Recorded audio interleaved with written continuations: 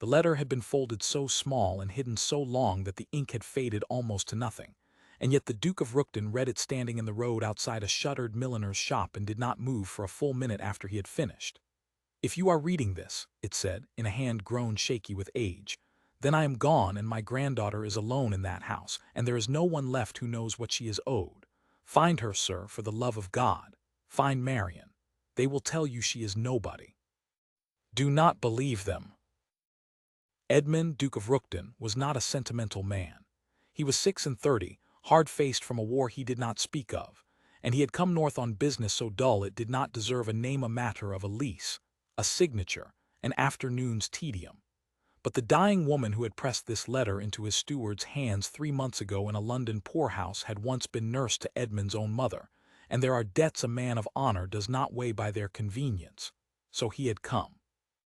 He had traced the family to a great gray house called Fenwick, and he stood now in its shadow and read again the last line, "Do not believe them," and folded the letter away and went to knock upon the door. The woman who received him was Mrs. Calloway, widow of the late Sir Josiah Thorne, and she was all sweetness and grief. Oh, the Duke honored them beyond words. Oh, poor dear Marion! It was the greatest sorrow of the household, your Grace. The girl had never been quite right since her father died, willful, unstable, given to fancies and to fits of temper that had frightened the servants. They had done all they could.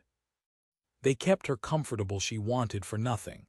But she could not be presented, could not be trusted in company, could not be spoken of at all without distress.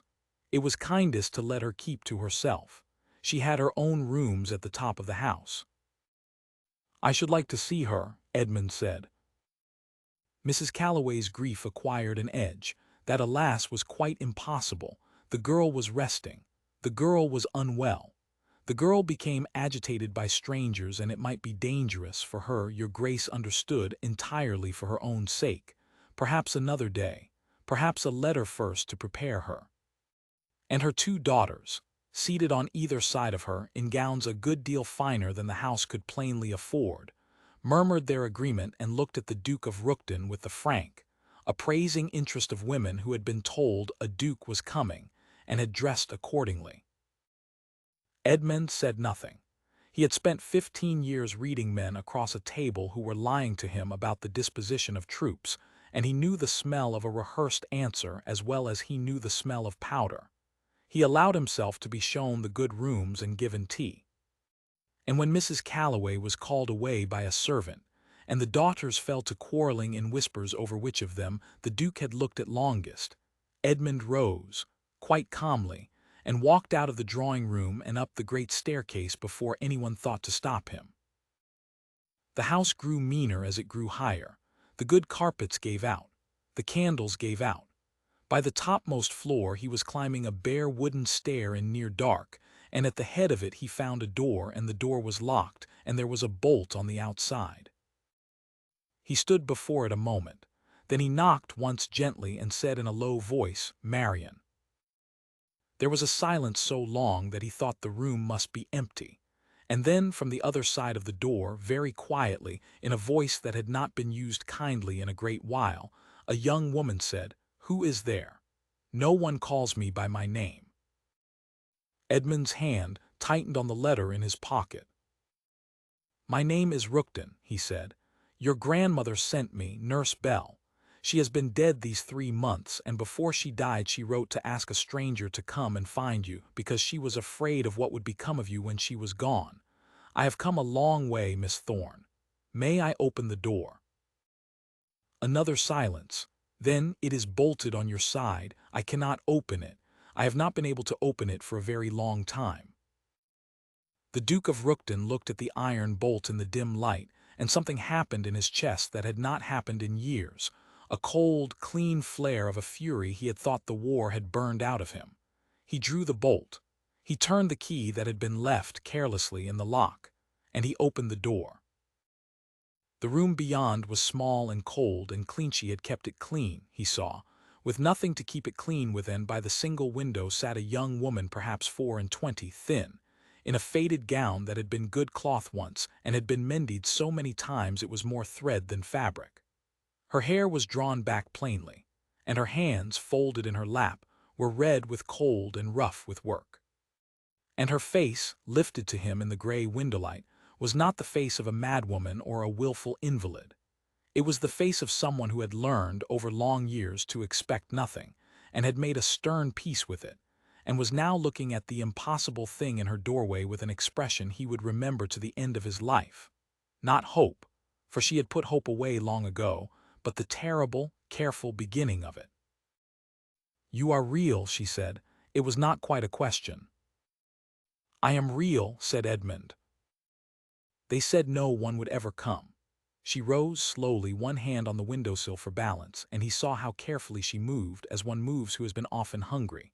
"They said my grandmother had forgotten me and my father's friends had forgotten me, and that I was fortunate to be kept at all. I thought—" She stopped. Her chin lifted. It was a small, fierce gesture, and it undid him more than tears would have. "I thought that if I was very good and gave no trouble, one day they might let me come down.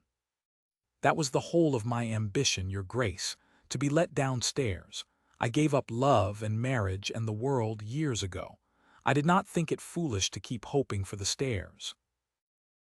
Edmund crossed the little room.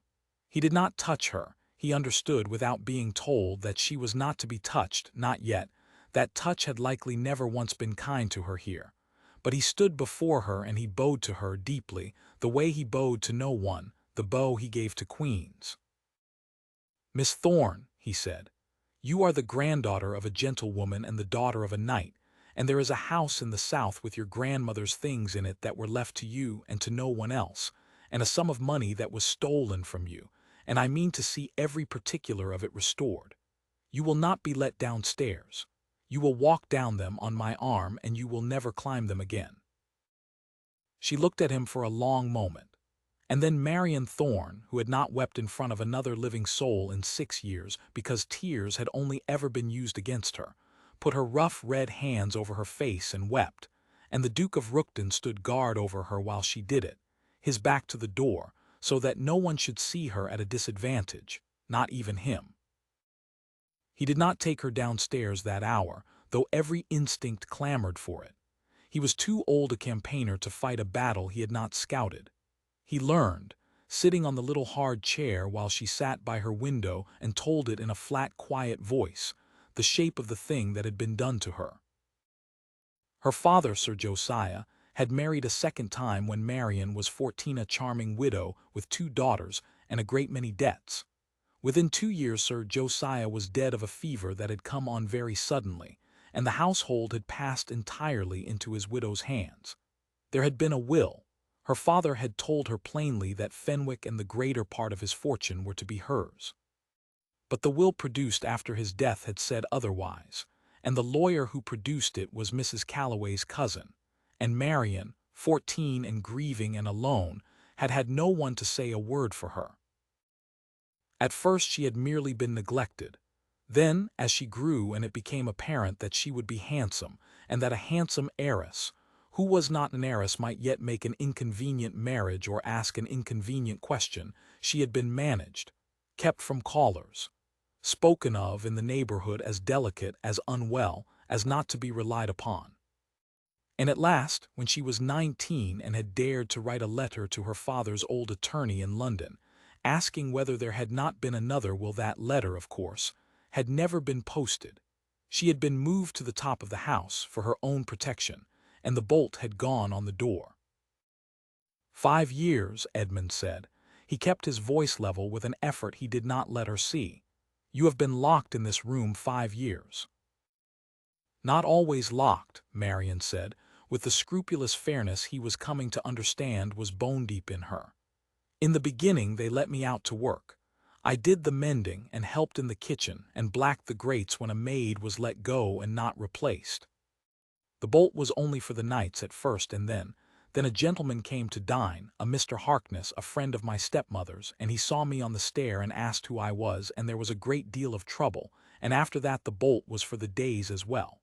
She smoothed her ruined skirt over her knees. I do not tell you this for pity, your grace. I have no use for pity. It is only another thing that is done to you. I tell you because you asked, and because you are the first person in a very long time who has asked me anything at all, and appeared to want the true answer. She told him, too, of the small economies of her captivity, how she had rationed the light by which she read, allowing herself only so many pages before the window failed, because a book was a country she could travel in. She did not tell it grievously. She told it as a soldier tells of a hard campaign, with a dry pride in having survived it, and Edmund, who had heard brave men tell such things by campfires, honored the tone by not flinching. "I want the true answer to everything," Edmund said. "I find I want a great many things I had thought myself finished with. Miss Thorne, will you trust me for one day? Only one. I must go down and be charming to your stepmother, which I shall detest, and I must send 2 letters, and I must arrange matters so that when you come down those stairs, it is not to be dragged back up them the moment my carriage is out of sight.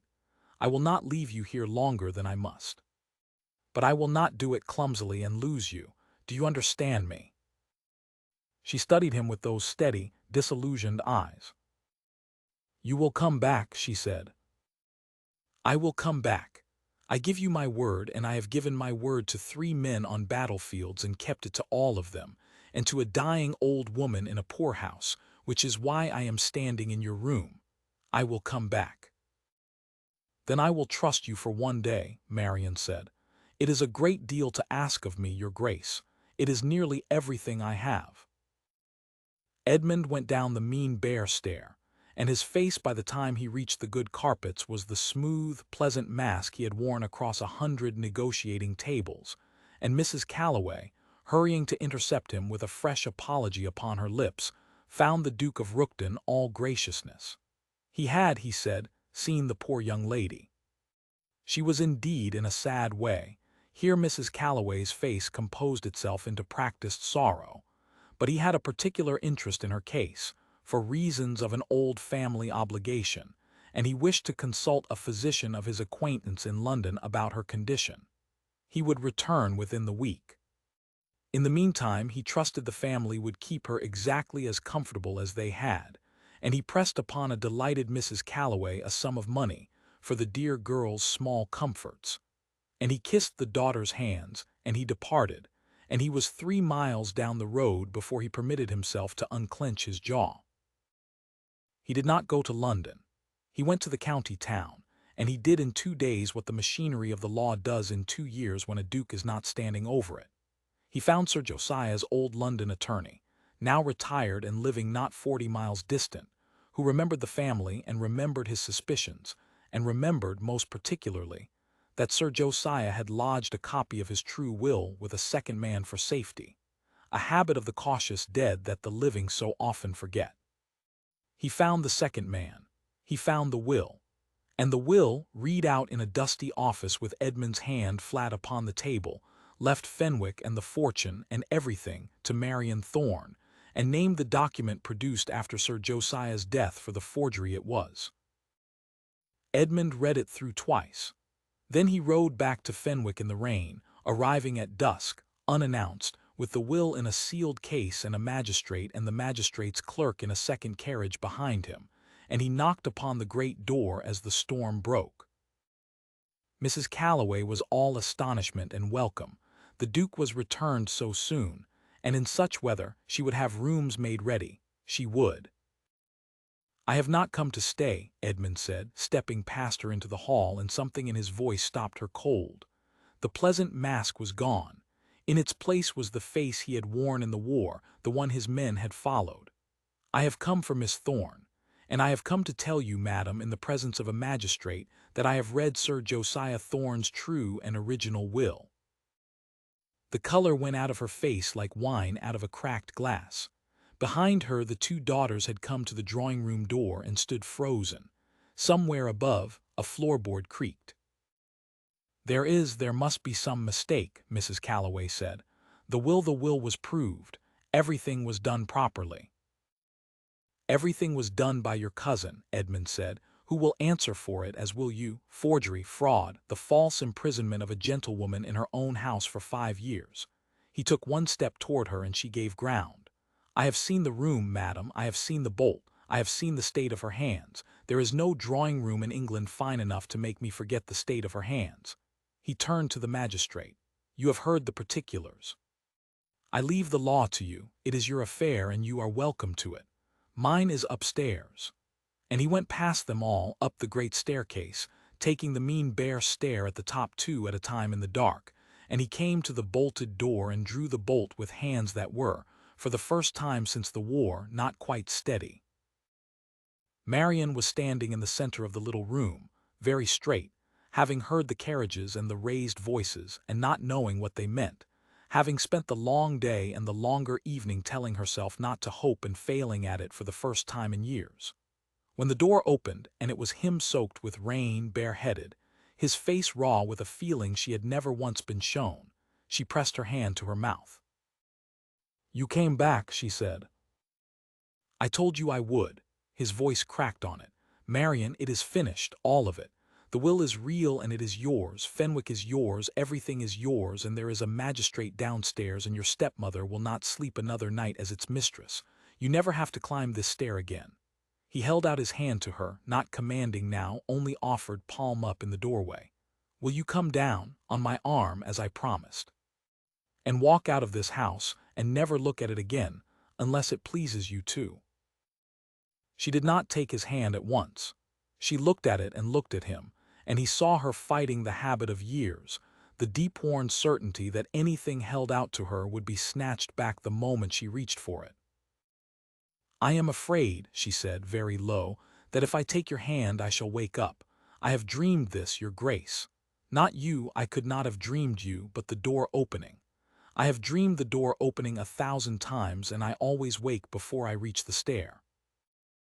Edmund crossed the room and knelt the Duke of Rookton, who knelt to no one, went down on one knee before her on the bare cold floor of that wretched attic, so that he was looking up at her, so that for once in her life someone powerful was beneath her and not above. "Then take my hand," he said, "and if it is a dream we will have it together, and I will be here when you wake, and I will still be here, and I do not intend, Marion Thorne, ever to be anywhere that you are not." He turned his open hand a little in the dim light. "I have no gift for this. I have spent my life among hard men and hard business, and I did not come north looking for anything but the discharge of a debt. And then a locked door said my name back to me in your voice, and I have not had a peaceful hour since, and I do not want one, not if peace means being anywhere but with you. I am asking you to come down these stairs, and in a week or a month or a year, whenever you are ready and not 1 hour before, I am going to ask you a great deal more. But tonight only the stairs, only your hand, only that." And Marion Thorne, who had given up love, who had schooled herself for 6 long years to want nothing more than to be let downstairs, looked down at the kneeling Duke and felt the whole careful structure of her expecting nothing come quietly apart, and she put her rough red hand into his warm one and she said, "Then take me down." He rose.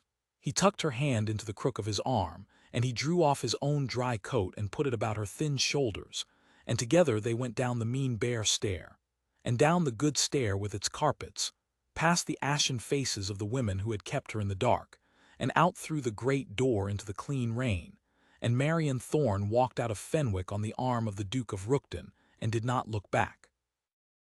He did not ask her a great deal more in a week.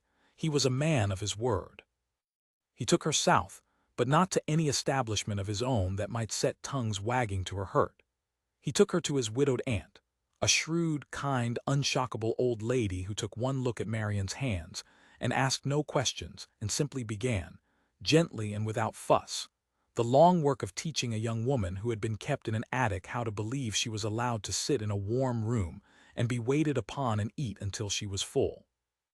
Edmund called every day at first, and then, when he saw that his daily calling made her anxious lest it be remarked, every few days, always announced, always brief, always leaving her wanting a little more of his company rather than a little less.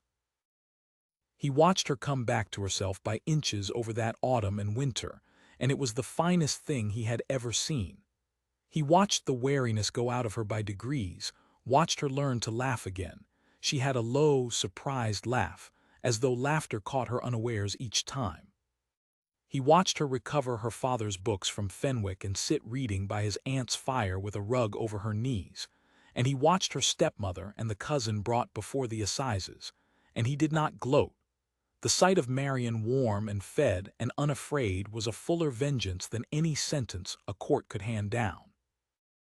There were small victories no one but Edmund and his aunt would have known to count as victories at all. The evening he brought her a shawl of soft gray wool, and she said she had not owned a new thing, bought for her and no one else, since she was 14 years old, and then wore it every day after, so that he came to think of gray as her color. And he learned, watching her, that he had ridden north an empty man and had not known it, and that the filling of him had begun the moment a locked door spoke his name. There was one bad evening, that winter, that he would remember all his life. He had come to his aunt's later than usual, delayed by the very legal business that was setting Marion free, and he had found her not by the fire but standing at a dark window, her father's letters unopened in her hand, her face closed in the old way he had thought gone for good. She did not turn when he came in. "You must not keep coming, Your Grace," she said to the glass. Her voice was steady and terrible. "I have been thinking on it. You came for a debt. The debt is paid. The will is found. The wretched women are answering for it. I am warm and fed, and I have my father's house again. It is more than I ever hoped for. It is everything. And I have been sitting here letting myself imagine." She stopped. "I am 24, and I have no accomplishments, and I do not know how to be in a drawing-room, and my hands will never be soft again, and I have nothing to give a man like you but the memory of an attic. You are kind, and I am grateful past speaking, and gratitude is a poor thing to build on, and I will not let you ruin yourself out of pity for a girl you found in the dark. So you must not come again. It is the one thing I can give you, and I am giving it, and it is costing me a great deal, so please do not make me say it twice." Edmund did not go to her at once. He understood by now the shape of her fears, how they always took the form of setting other people free of her before they could tire of her first. He stood where he was a moment, and saw, with a clarity that hurt him, what had been done to her, how they had taught her, year upon locked year, that she was a thing merely tolerated, so that now, offered something freely given, she could not recognize it as anything but a mistake soon to be regretted. He came and stood beside her at the dark window, not touching her, and he looked out at the same nothing she was looking at. "When I was in the war," he said quietly, "I learned to tell, very quickly, the men who would break from the men who would hold. It was the most useful thing I ever learned, and I have never once been wrong. You would hold, Marion. You held for 6 years in a locked room with no one to see you do it, which is a harder field than any I ever stood on. Do not tell me you have nothing to give. You have the only thing I have ever wanted and could never buy, which is a person who will not lie to me even when the truth costs her everything, who will stand at a dark window and try to send away the one man she wants because she thinks it is the honorable thing to do." He turned to look at her. "I did not come tonight out of a debt. The debt was paid a month ago. I came because I could not think how to spend an evening that did not have you in it, and I am 36, and I have never once had that difficulty before, and it frightened me so badly I nearly did not come at all. So we are matched, you and I. We are each of us trying to be nobly rid of the other for the other's good. Let us both stop. Let us be selfish together instead. It is far pleasanter, and I recommend it." Still she would not look at him, and he saw the letters trembling in her hand. "You speak of gratitude as a poor thing to build on," he went on more gently. "You are right, it is. But you told me, that first hour in a room that had every reason to have made you cruel, that you did not think it foolish to keep hoping for the stairs. You lost everything and kept your honesty and that fierce lift of your chin, and I have gone back to my cold house every night since and found it colder because you were not in it. Gratitude does not do that to a man. Only love does." For a long moment she did not move. Then a sound came out of her that was half a sob and half that low, surprised laugh of hers, and she turned from the window at last and looked up at him, and the closed look was gone. "You are a very difficult man to be noble at," she said. "I have been told so," said Edmund. "Sit by the fire, Marion. You are cold. I will not speak of anything more tonight, I promise you. I only ask that you let me stay and be cold-hearted and selfish beside you for an hour and read to me from your father's books, and let me come again tomorrow and the day after that for no better reason in the world than that I wish to." And she let him. And he came the next day, and the day after that, and the closed look never came back. The two daughters, stripped of the fortune that had never been theirs and of the fine gowns bought with it, were reduced to depending on the charity of relations who had no great fondness for them. And they learned, as such people do, that the world is markedly less kind to those who have nothing to offer it. Mrs. Calloway, who had spent 5 years telling the county that Marion Thorne was mad and unfit to be seen, lived to see Marion Thorne received everywhere as the mistress of Fenwick and the intimate of a duke, and to understand that the whole neighborhood now spoke of the Calloways in the low, appalled murmur once reserved for the girl in the attic. It was, all agreed, no more than justice. It was spring before Edmund asked her the great deal more. He had waited, as he said he would, until she was ready, until she was strong and settled and wholly herself, until the choice would be a free woman's choice and not a rescued creature's gratitude. He took her, one bright cold March afternoon, to Fenwick, which was hers now, its rooms opened and aired, the bolt long since struck off the attic door and the door itself, at her instruction, taken off its hinges and burnt. And he walked with her up the great staircase and down the passage and up the mean bare stair, which she had asked to climb once more, on her own 2 feet, of her own free will, to prove to herself that she could. At the top, where the door had been, there was now only an open room full of light, for she had had the little window enlarged. She stood in it a long moment, in the place where she had been most alone in all the world, and then she turned to the Duke of Rookton, who had climbed the stair behind her and now stood filling the doorway that had no door. "I used to sit here," Marion said, "and tell myself the story of how someone would come. I made it very grand, to pass the time, a prince, an army, a great to-do. And it was nothing like that at all. It was a tired man with a letter who came because of an old woman's debt, and who knelt on this dreadful floor and would not let me wake up alone." She held out her hand to him this time. It was the first time in their acquaintance that she had reached for him and not the reverse, and they both knew it, and neither of them looked away. "Ask me the great deal more, Edmund. Here, I should like it to be here in the worst place, so that it becomes the best." He came to her and took her offered hand in both of his. "Marion Thorne," he said, "mistress of Fenwick, granddaughter of a gentlewoman, the bravest soul I have ever had the honor to know. I did not come north to fall in love, and I did not know until I heard your voice through a locked door how badly I needed to. Marry me. Be Duchess of Rookton if you like the title, or burn it as you burnt the door. I do not care in the least. Only be my wife, and let me spend the rest of my life making certain that you are never again cold, or hungry, or alone, or unheard, or overlooked by a single living soul while I have breath to prevent it. I love you. I have loved you since the day your chin came up, and you told me you did not think it foolish to keep hoping for the stairs." And Marion, in the room at the top of the house, in the light where the door had been, said, "Yes." And then, because she was who she was, and had learned in that very room to speak the whole truth or none, "I had given up love, Edmund. I want you to know that, so you understand what you are being given. I had folded it up small and put it away, the way I put away everything I could not have, and you gave it back to me without ever once making me beg for it. There is no word large enough for that. I will spend my life looking for it and never finding it, and loving you the while." They were married that summer at Fenwick, in the garden, in the full warm sun, with the Duke's shrewd old aunt weeping frankly into a handkerchief and half the county in attendance. The same county that had once been told the bride was mad, and had believed it, and now could not say enough of her grace and her gentleness and her quiet, astonishing kindness. The Duke of Rookton, whom the war had made hard and whom nothing had softened in 15 years, stood at the altar and watched his bride come toward him across the grass in the sunlight, unhurried, unafraid, warm and free. And he thought that he had ridden north to pay off an old woman's debt and had instead been paid, 1,000-fold, in a currency he had not known he was owed. In the years that followed, there was always a fire in every room of Fenwick in every season, whether it wanted one or not. The Duchess of Rookton could not abide a cold room, and her husband would sooner have burnt the furniture than let her be cold, and the servants, who adored her, kept the grates blazing without being asked.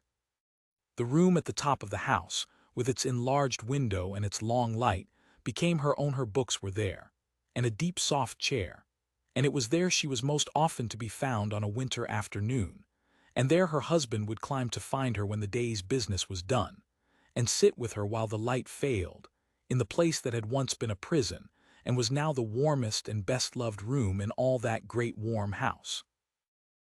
She never once forgot how it had been. She did not want to forget. She said the dark years were the reason. She knew, better than any pampered soul alive, exactly how much a warm room and a kind word and an open door were worth. But she did not live in them. She lived in the light at the top of the house, with the man who had climbed a mean bare stair in the dark, because a stranger's letter told him a girl was alone. The man who had knelt on the worst floor in England, and told her that if it was a dream they would have it together. It had not been a dream. She woke beside him every morning of her long life and found each time that he was still there. And the Duke of Rookton, waking beside her, would look at the woman the world had agreed to forget and lock away, and think that of all the things he had ever fought for or won or been given, she was the one he would have crossed any distance, broken any door, and knelt on any floor to reach. He had found her, and he had never, not once, let her be alone again.